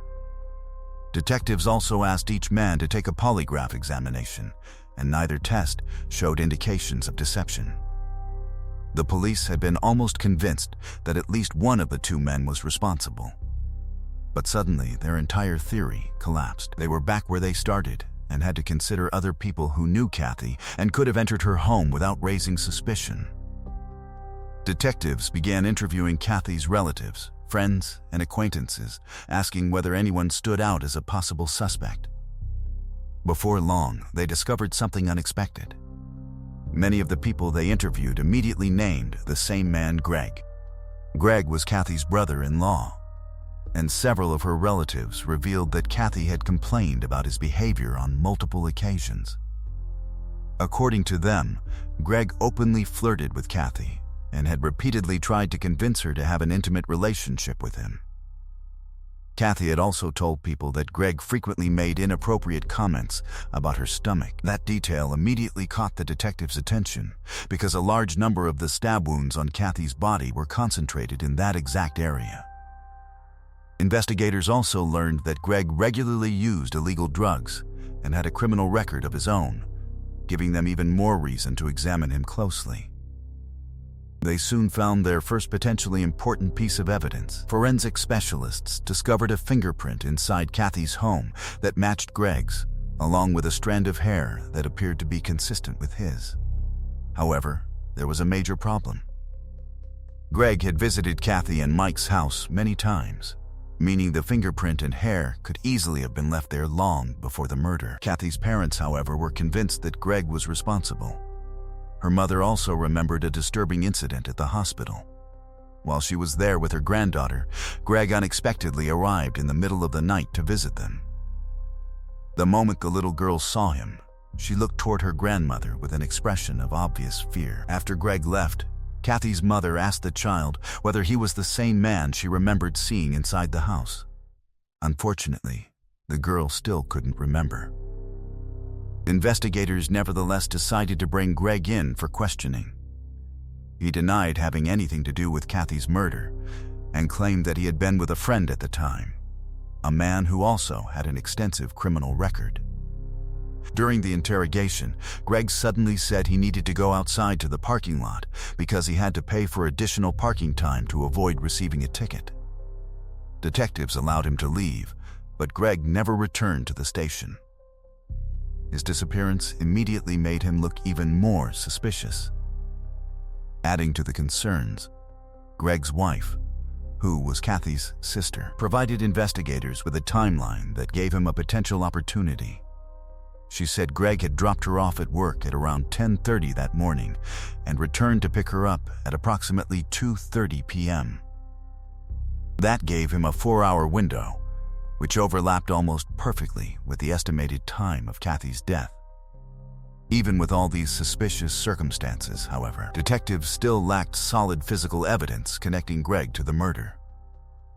As a final option, they decided to examine the biological material recovered from Kathy's body.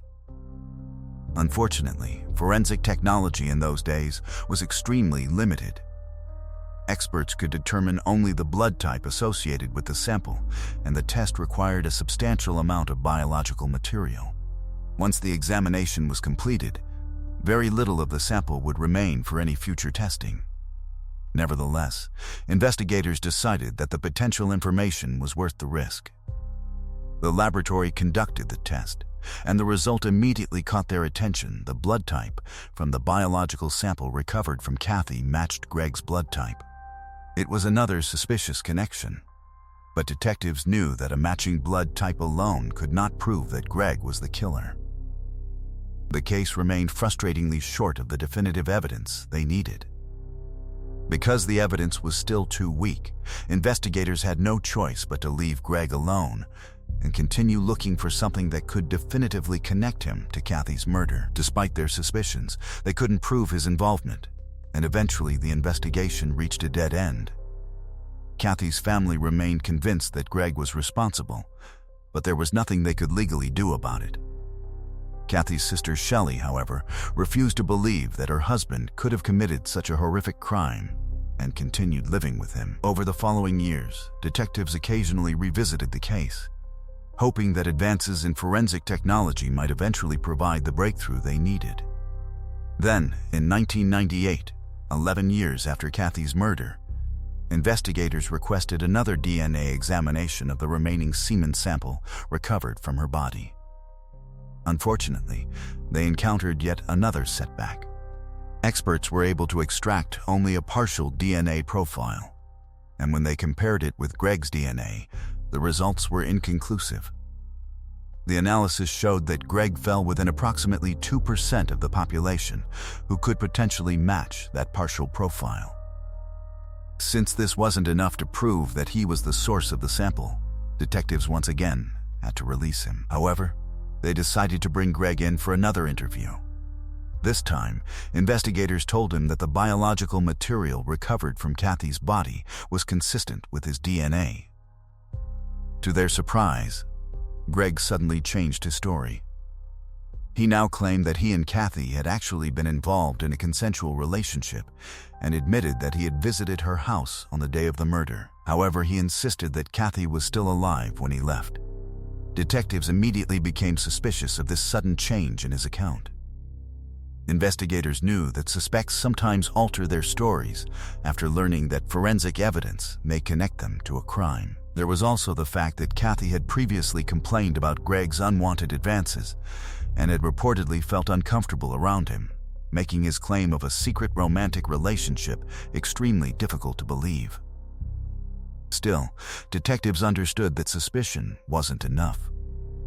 Without a complete and conclusive DNA match, they knew prosecutors would have a difficult time securing a conviction.